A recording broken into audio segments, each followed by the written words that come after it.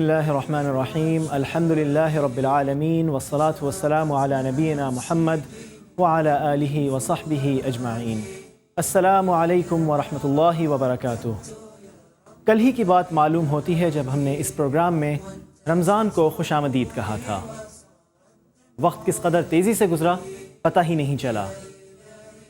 آج اس پروگرام کی یہ آخری ایپیسوڈ ہے جس میں ہم رمضان کو الوداع کہنے جا رہے ہیں۔ اللہ ہی بہتر جانتا ہے کہ ہم میں سے کتنے لوگ اپنے گناہ معاف کروا سکے اور کتنے لوگوں نے اس مہینے کو ضائع کر دیا۔ لیکن اگر، اور ہماری دعا ہے کہ ہمارا شمار ان لوگوں میں سے ہو جو اپنے گناہ معاف کروا سکے، کیا اس کا یہ مطلب ہے کہ اس مہینے کے ختم ہونے کے بعد ہم اپنی پرانی ڈگر پر لوٹ جائیں اور اسی غفلت کی زندگی میں دوبارہ سے کھو جائیں، یا پھر ہمیں ایک تسلسل رکھنا ہوگا اور اللہ کو راضی رکھنے کی، اللہ کو راضی کرنے کی جستجو میں لگا رہنا پڑے گا؟ اور اگر خدا نخواستہ ہم ان لوگوں میں سے ہیں جنہوں نے اس مہینے کو ضائع کر دیا اور اپنے گناہ معاف نہیں کروا سکے، تو کیا ہم مایوس ہو جائیں، یا پھر ہم اپنے سامنے اللہ کے اس احکام کو رکھیں، اللہ کی اس آیت کو رکھیں، لا تقنطوا من رحمت اللہ ان اللہ یغفر الذنوب جمیعا، کہ اللہ سے مایوس مت ہو، اللہ کی رحمت سے مایوس مت ہو، بے شک اللہ تمام گناہ معاف کر دیتا ہے۔ لیکن کیا یہ گناہ اس طرح سے معاف ہوں گے کہ ہم اپنے پرانے راستوں پہ لوٹ جائیں اور بس اس امید کو لے کر بیٹھ جائیں کہ اللہ تو معاف کر دے گا، وہ غفور الرحیم ہے، یا پھر ہمیں کچھ محنت کرنی ہوگی؟ انشاءاللہ اسی پر آج بات ہوگی۔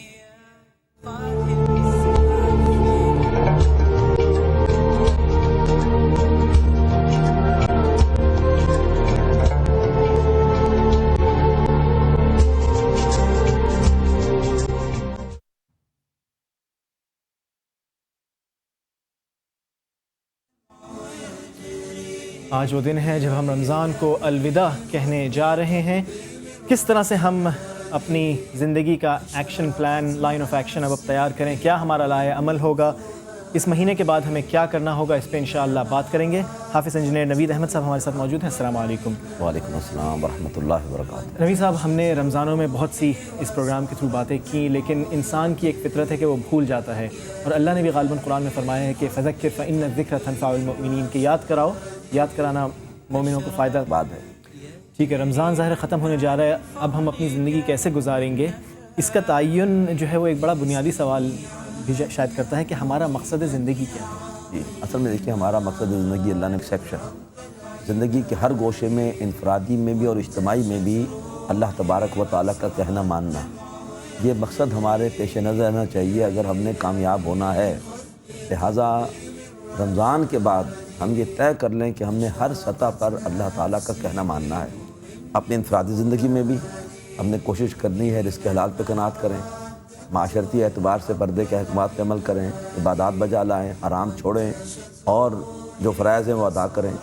اجتماعی سطح پر اس وقت ہم بہت بڑے مجرم ہیں۔ ہم نے ایک ملک حاصل کیا تھا صرف اور صرف اسلام کے نام پر، لیکن ہم نے اس ملک میں اسلام کے ساتھ اس قدر بے وفائی کی ہے کہ آج اللہ تعالیٰ ہم سے ناراض ہے اور ہم پر اللہ تعالیٰ کا غضب نازل ہو رہا ہے۔ ڈرون اٹیکس میں مسلمان مر رہے ہیں، فوج کے آپریشنز میں مسلمان مر رہے ہیں، اور اس کے بعد جو بھی کاؤنٹر کارروائی ہو رہی ہے اس میں بھی مسلمان مر رہے ہیں۔ جتنی ہلاکتیں پاکستانیوں کی ہو چکی ہیں اتنی شاید افغانستان میں بھی نہ ہوئی ہوں، ہمارے منافقانہ کردار کی وجہ سے جو ہم نے اسلام کے حوالے سے یہاں پر کیا ہے۔ تو لہٰذا عبادت یہ ہے، مقصد زندگی یہ ہے کہ انفرادی اعتبار سے بھی وعدہ کریں کہ اللہ آپ کا کہنا مانیں گے، اجتماعی اعتبار سے بھی اپنا مقصد زندگی بنا لیں کہ ہم نے ٹوٹل اجتماعی سطح پر بھی اللہ کا نظام نافذ کرنا ہے۔ اس ملک کو اگر کوئی چیز بچا سکتی ہے تو وہ اسلام ہی بچا سکتا ہے، وہی ہمارے درمیان قدر مشترک ہے، ورنہ زبان کی بنیاد پہ لڑتے رہیں گے، ورنہ چھوٹی چھوٹی چیزوں کی بنیاد پر جو ہے وہ اختلافات کرتے رہیں گے۔ صرف اسلام کا رشتہ ہے جس نے ہمیں جوڑ کے پاکستان بنایا تھا، اور اسلام کے رشتے سے ہم دوبارہ اس ملک کو استحکام دے سکتے ہیں۔ ٹھیک ہے، اپنے ناظرین کو یہ بھی بتاتے چلیں کہ آج کیونکہ آخری ایپیسوڈ ہے، اگر آپ کے کوئی بھی سوالات ہوں تو انشاءاللہ آپ اس پروگرام میں فون کر کے وہ اٹھا سکتے ہیں اور انشاءاللہ ان سوالوں کے جواب دیے جائیں گے۔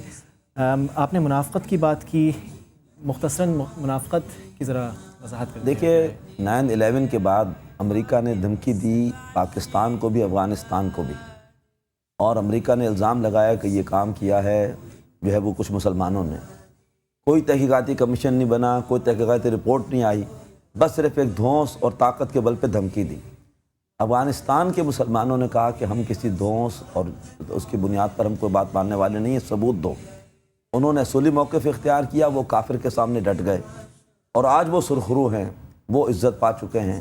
امریکہ وہاں پر 11 سال ہونے کے باوجود جوتے کھا رہا ہے اور وہاں سے نکلنے کے بہانے ڈھونڈ رہا ہے۔ پاکستان نے منافقت کا مظاہرہ کیا، ایک دم ڈر گئے اور ان کی ہر بات مان لی، اور اس پاک سرزمین کو ان کافروں کے لیے حوالے کر دیا کہ وہ افغانستان کے مسلمانوں کے خلاف جو کارروائیاں سے کرنا چاہیں کریں۔ لیکن آج پاکستان کی جتنی بری حالت ہے، آپ اندازہ کیجئے کہ ہمارا جدی دشمن، پشتی دشمن ہندوستان وہ شیر ہوا ہے۔ وہ کہہ رہا ہے جی بقیہ کشمیر بھی واپس کرو، یہ ہمارا ہی، ہمارا پانی جو ہے وہ روک رہا ہے ڈیم بنا کر، اور ہر طرح کی ہمارے خلاف تخریبی کارروائیاں افغانستان سے بیٹھ کے وہ بلوچستان میں کر رہا ہے۔ دوسری طرف یہ ہے کہ ہم نے اپنے طالبان اور مسلمان بھائیوں کو اپنا دشمن بنا لیا۔ وہ جانتے ہیں کہ ہمارے ہاتھ ان کے خون میں رنگے ہوئے ہیں، پوری دشمن کو سارا دودھ اور سپلائیز ہم نے یہاں سے دی ہیں۔ تو لہٰذا ایک طرف ہم نے منافقت یہ کی کہ امریکہ کی بات بھی مانی، لیکن ہمارا مقصد تھا پیسہ امریکہ سے لینا، تو ہم نے چاہا کہ افغانستان کی بھی کچھ جو ہے وہ مدد ہوتی رہے، طالبان کی بھی، تاکہ امریکہ یہاں پھنسا رہے اور ہمیں اس کی امداد ملتی رہے۔ ٹھیک ہے، اچھا میں تصور الہ کی بھی بات کی تھی، جب ویسے تو ہر ایک ہم میں سے سب کہتے ہیں کہ ہم اللہ کو مانتے ہیں، لیکن اللہ کا تصور کیا ہونا چاہیے، کہاں پہ اللہ آتا ہے، کہاں پہ نعوذ باللہ اللہ نہیں آتا ہے؟ کیونکہ ظاہر ہے ہمارے عمل سے ایسا لگتا ہے کہ بعض اوقات اللہ کو ہم کسی کھاتے میں صاحب نے بہت اچھا سوال کیا ہے۔ اللہ تبارک و تعالی ہمارا خالق بھی ہے، ہمارا رازق بھی ہے، ہمارا مالک بھی، اللہ ہمارا حاکم بھی ہے۔ آج سب سے بڑی جو مصیبت ہے کہ ہم اللہ کو حاکم ماننے کو تیار نہیں، ہم نے عوامی حاکمیت کے طور پر جمہوریت اس کو اپنے رائج کر رکھا ہے۔ حالانکہ ہم علامہ اقبال کی بہت تعریفیں کرتے ہیں، حکیم الامت ہیں، وہ کہتے ہیں کہ جمہوریت وہ طرز حکومت ہے کہ جس میں بندوں کو گنا کرتے ہیں تولا نہیں کرتے، اور سروری زیبا فقط اس ذات بے ہمتا کو ہے، حکمراں ہے ایک وہی باقی بتانے حاضری۔ تو ہمیں اللہ کی حاکمیت کو بھی تسلیم کرنا چاہیے۔ اسمبلی کے جو ہے وہ 99 کیا 100% ارکان بھی ایک بات کہہ دیں، اور اگر وہ اللہ کے حکم کے خلاف ہو تو وہ نافذ نہیں کی جائے گی، نافذ اللہ تعالیٰ کا حکم ہوگا۔ مسلمان دنیا میں پابند ہے، الدنیا سجن المومن و جنت الکافر، یہ دنیا مومن کے لیے قید خانہ ہے، اسے اللہ کی دی ہوئی پابندیوں کے اندر رہ کر ہی کام کرنا ہے۔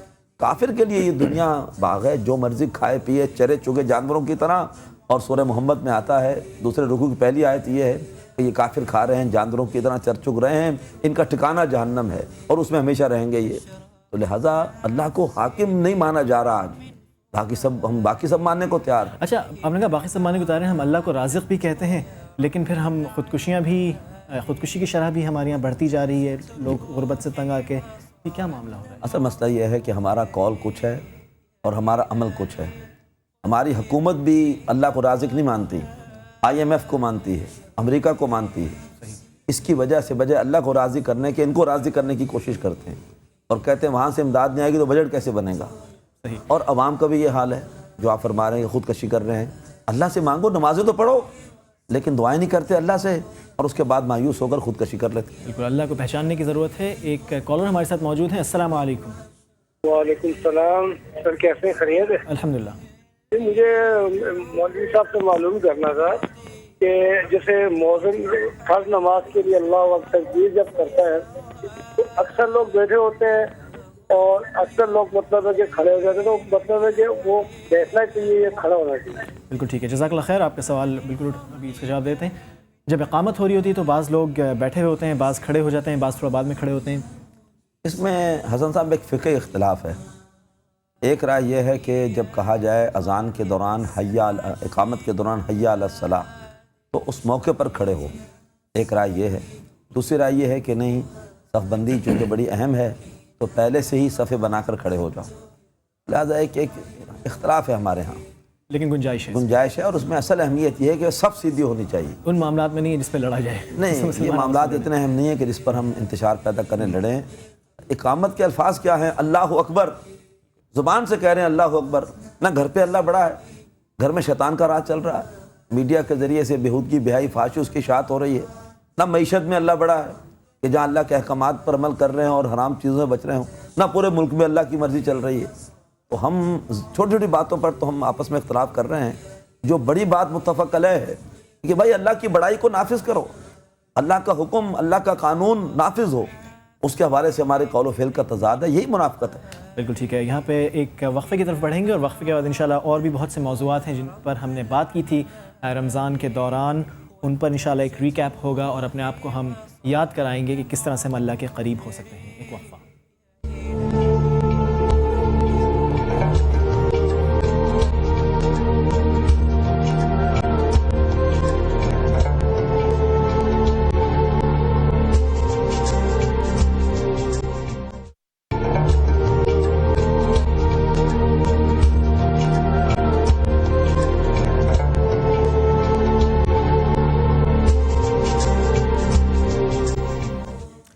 وقفے کے بعد آپ کو پروگرام میں خوش آمدید کہیں گے۔ آج رمضان کا آخری دن ہے اور آج ہم بات کر رہے ہیں کہ کس طرح سے اس مہینے میں ہم نے جو غلطیاں کیں، اگر اس سے فائدہ اٹھایا نہیں اٹھایا، لیکن خیر آئندہ ہمارا لائے عمل کیا ہونا چاہیے۔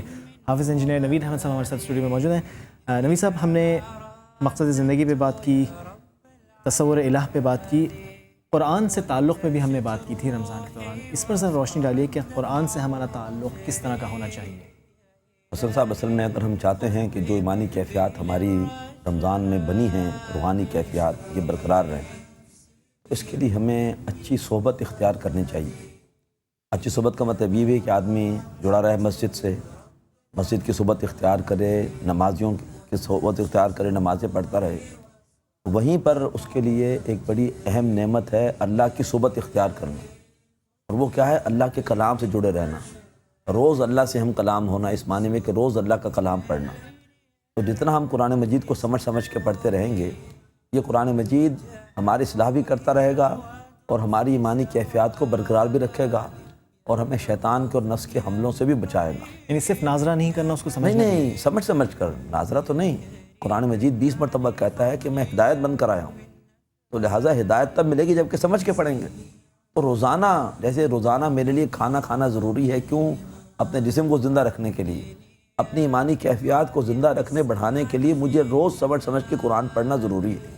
اللہ کے رسول کی اس کتاب سے اتنا پیار تھا کہ آپ اللہ سے دعا کرتے تھے کہ اللہم اجعل القرآن ربیع قلبی ونور صدری، اے اللہ اس قرآن کو میرے دل کی بہار بنا دے، میرے سینے کا نور بنا دے، وجلاء حزنی، میرے غموں کو دور کرنے والا بنا دے، وذہب ہمی و غمی، اور جو بھی میری فکریں ہیں، میرے تفکرات ہیں، اللہ تعالیٰ ان کا ازالہ بنا دے۔ تو ہمیں دعائیں بھی کرنی چاہیے اور ہمیں اس قرآن کے کچھ حقوق ہیں، اس کو روزانہ پڑھا جائے سمجھ کے، پھر اس پر عمل، اس کا جو وہ عمل کا پہلو ہے جہاں میرا اختیار ہے وہاں پر فوری عمل شروع کر دوں، غلطی ہو تو توبہ کروں۔ آپ نے بڑی اچھی آیت آج تلاوت کی تھی کہ اللہ کی رحمت سے مایوس نہ ہو، اللہ سارے گناہ معاف کرتا ہے، غلطی ہو جائے تو توبہ کریں اور پھر اپنی رویے کی اصلاح کر لیں۔ اور جو اس کے اجتماعی احکامات ہیں ان کے نفاذ کے لیے ہم جد و جہد میں شریک ہو جائیں، یہ ہمارا بہت بڑا جرم ہے، اجتماعی جرم ہے۔ دیکھیے اللہ تعالیٰ کیا فرماتے ہیں، من لم یحکم بما انزل اللہ فاولئک هم الکافرون، سورہ مائدہ آیت 44، کہ جو لوگ اللہ کے نازل کردہ کلام کے مطابق حکومت نہ کریں وہی تو کافر ہیں۔ تو آج ہم عملی طور پر کافر ہیں کہ آج ہمارے ہاں اللہ تعالیٰ کے احکامات کا نفاذ نہیں ہے۔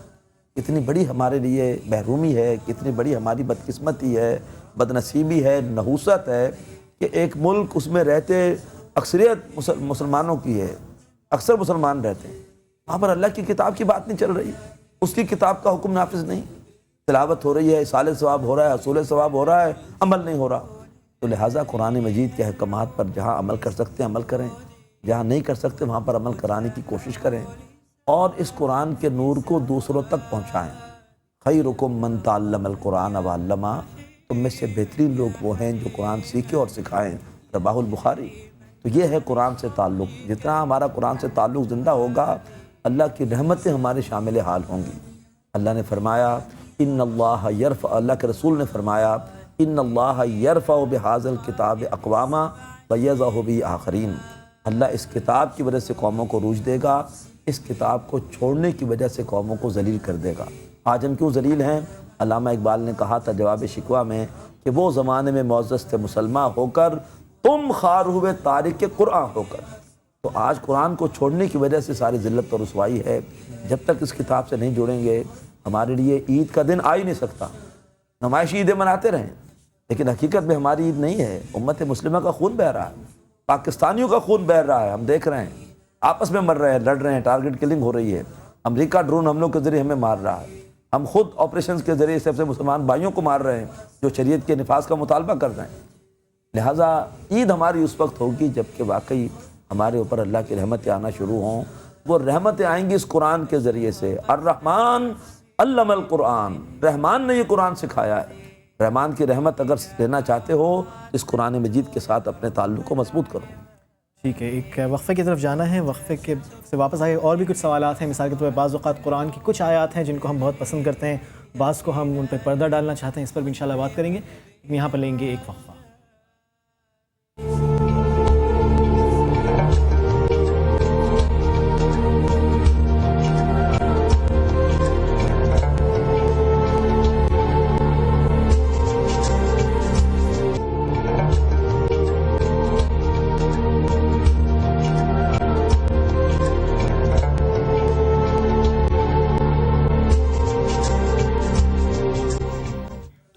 وقفے کے بعد آپ کو خوش آمدید کہیں گے اور ہم لوگوں کی طرف سے آپ سب کو بہت بہت عید مبارک۔ لیکن ساتھ ساتھ ہمیں اس عید کا مقصد نہیں بھولنا چاہیے، اور اب جو کہ رمضان ختم ہو چکا ہے، ہمارا ایکشن پلان کیا ہوگا اس پر بات ہو رہی ہے۔ انشاءاللہ ہم سب کی کوشش ہونی چاہیے کہ اس پر عمل بھی کریں۔ قرآن سے تعلق پر ہم بات کر رہے تھے، وقفے سے پہلے آپ نے ظاہر اس پر زور دیا کہ ہدایت کی کتابیں تو پڑھنا اور سمجھنا ضروری ہے۔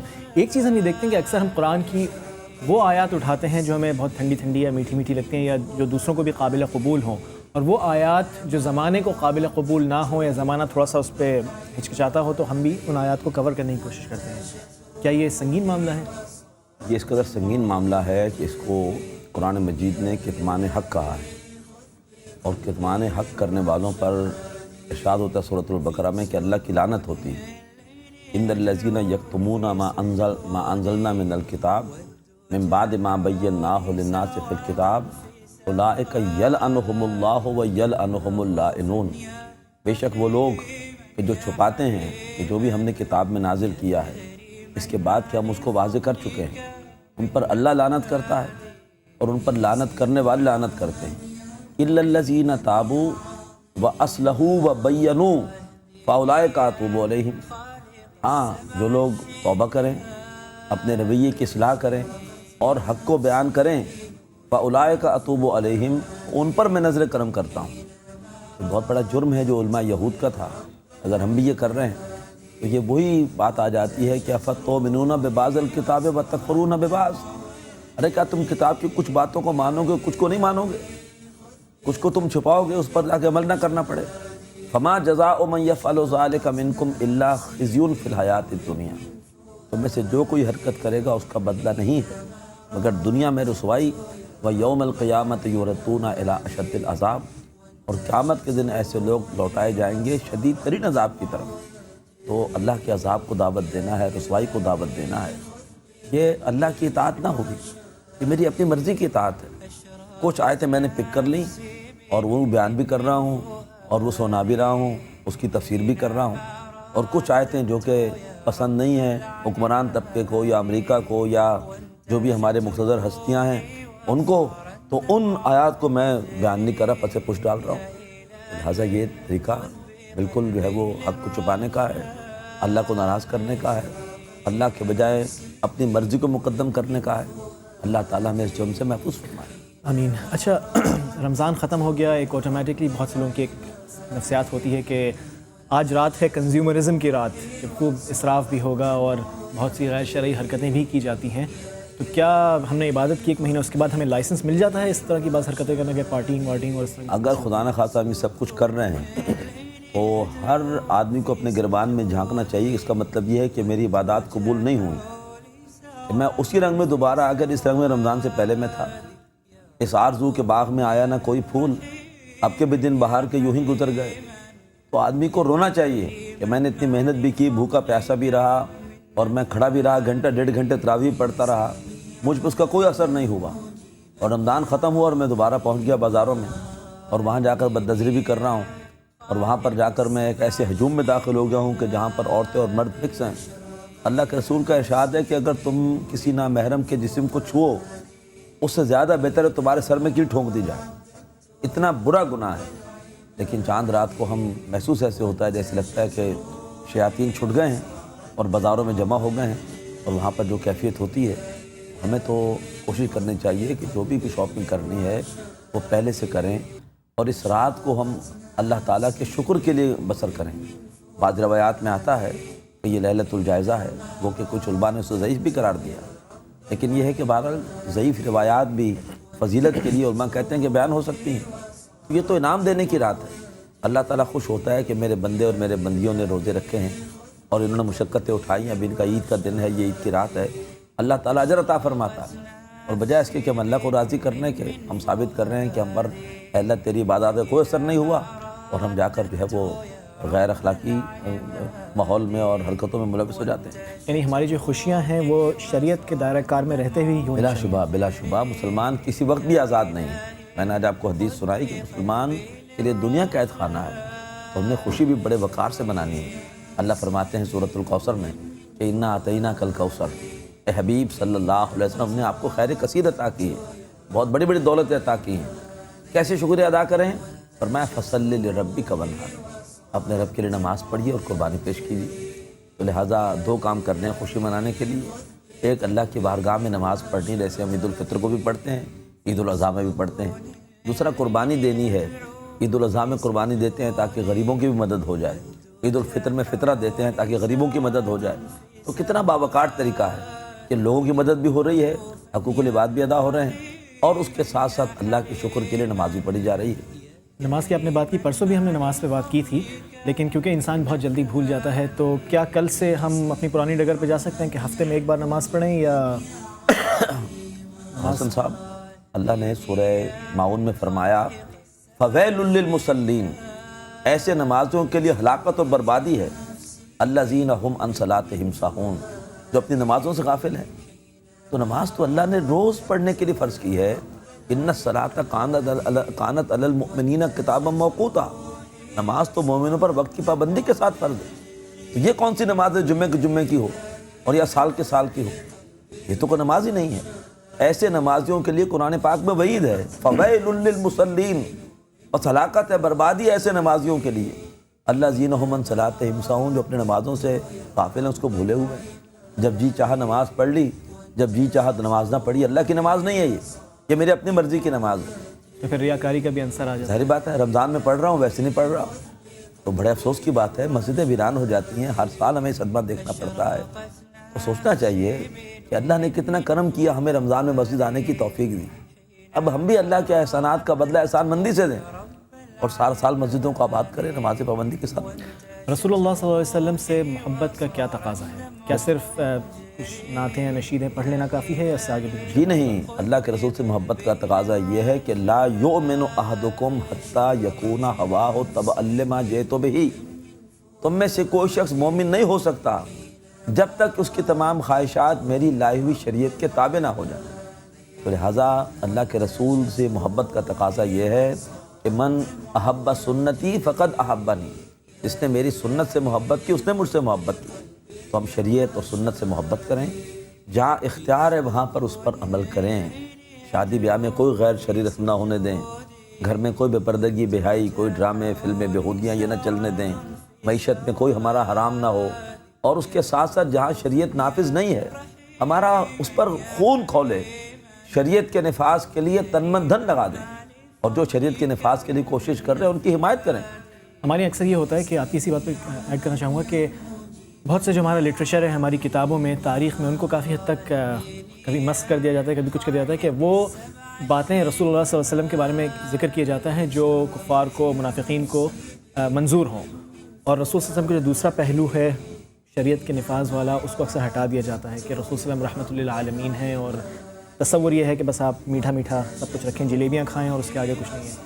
اس پہ ذرا وضاحت کیجیے گا۔ دیکھیے اللہ تعالیٰ نے خود قرآن مجید میں بتا دیا کہ وَلَن تَرْضَ عَنْكَ الْيَهُودُ وَلَا النَّصَارَىٰ حَتَّىٰ تَتَّبِعَ مِلَّتَهُمْ، تم سے یہودی اور عیسائی کبھی خوش نہیں ہوں گے جب تک کہ تم ان کے طریقہ کار کی پیروی نہ کرو۔ ہم یہ کچھ کر رہے ہیں، کہ جو چیز انہیں پسند ہے بس وہ بیان کرتے رہو، اور جو چیز انہیں ناپسند ہے تو اس کو جو ہے وہ چھپانے کی کوشش کرو۔ لہٰذا ہمیں بالکل دھڑلے کے ساتھ اللہ کے رسول کی پوری سیرت بیان کرنی چاہیے، پوری سنت بیان کرنی چاہیے آپ صلی اللہ علیہ وسلم کی۔